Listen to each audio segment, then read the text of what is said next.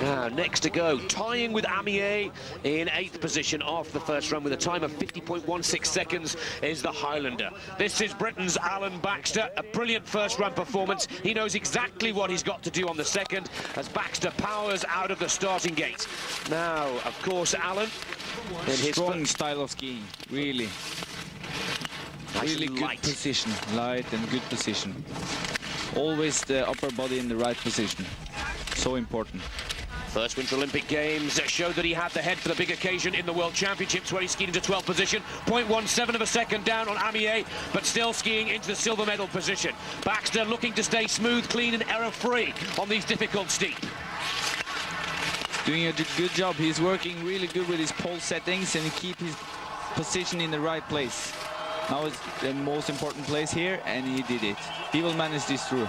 Well, Baxter now looking to keep Britain's hopes alive. The Cairngorm Hotel cheers his every turn. Aviemore holds its breath. Here comes Baxter driving for the line. 1:41.82. Baxter goes into silver medal position. Half a second down.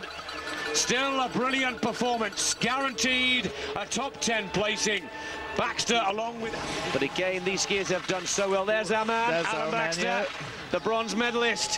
What a day. He cannot believe it. Well, neither can we, to be honest. But it will sink in, as it will for Alan, as the day progresses. Twice and finished the course successfully. Well, showing the strength and depth of the British team, lying in 35th position after the first run. Another young Scot making his mark in the Olympic Games here. This is Gareth Traynor in just his second season on the British senior Alpine team. And of course, twice a British champion, winning 2 junior crowns in both slalom and Super G. Looked like the British guy had built up a good, strong team, huh? Norway, watch out. Austria, watch out. The British team has finally found its feet. And for all you old slalom skiers tuning in, the likes of Davy Mercer, Carrera Adams, Nick Wilson, to name but a few. Today is our day. We have all waited very patiently. Since Konrad Bartelski was second in a World Cup back in 1981, we have seen very little success in Alpine competition. We've all been struggling and fighting very hard, and the day has come. We have to watch 2 wonderfully talented French skiers take the medals above us, but we've finally claimed that bronze. And for young Traynor from Scotland, he too will join the celebrations of Alan Baxter later this evening, because he will take a bronze medal back to Scotland. This is a very, very pleasant scene and a very, very pleasant picture indeed, as Alan Baxter, well, he finally gives us a smile. Come on, Alan. The British flag flies high as the bronze goes to Baxter. And this, well, an emotional moment for all former British ski team racers who have done nothing but give our support. I tell you a quick story. We had an auction just before the Games to raise some money for the British ski team, and I bought, as a former British slalom skier, a day skiing with Alan Baxter for £800. I wonder what I could sell that for right now. 1 million at least.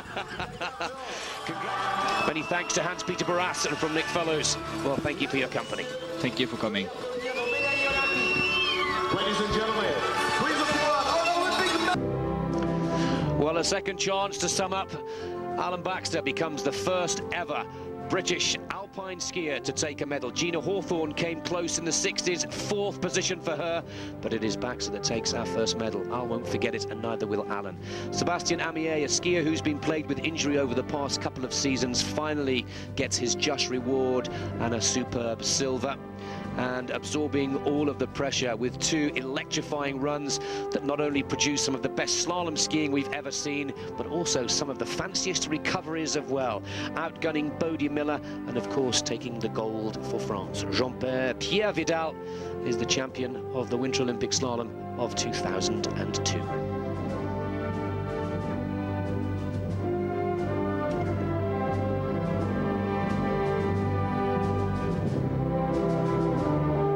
A lot of people doubted him, but as I said earlier, he really wasn't that far away. So far in the World Cups this season, he's been consolidating, you know, proving that he was there or thereabouts amongst the world slalom elite.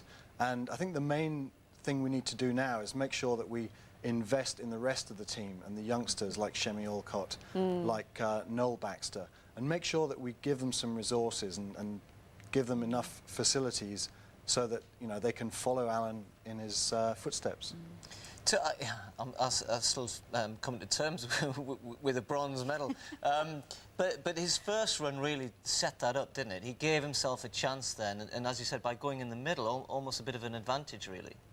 Yeah, well, in the Olympics, they reverse the top 15, which is different from World Cup, where they reverse the top 30. So it's all important to get into that top 15. That guarantees you a decent course for the second run. I mean, the guys who'll be going down later on now will have huge holes and ruts to get through, and they have no way of trying to improve their places. So once he got into the first 15 after the first run, anything was possible.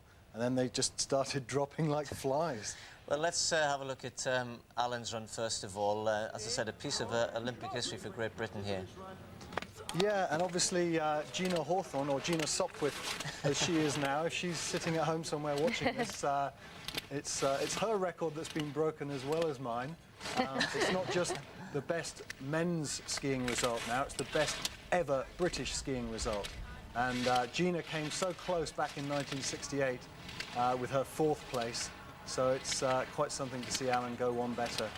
He actually had less problems on this run than he did on his first run.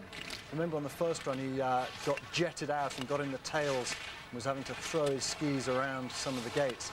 Here he's just perfectly in control, but just letting it run. Quite a few skids there, especially on the turns to his right, because again that slope is hanging, it's dropping away to his left. But he's actually just finding the right balance, being very solid on his skis. And at the time when he came through, we weren't so impressed, but we didn't realise that well, Amir's run was so good. Amir had gone just before him. I don't think we realised how good that was going to be.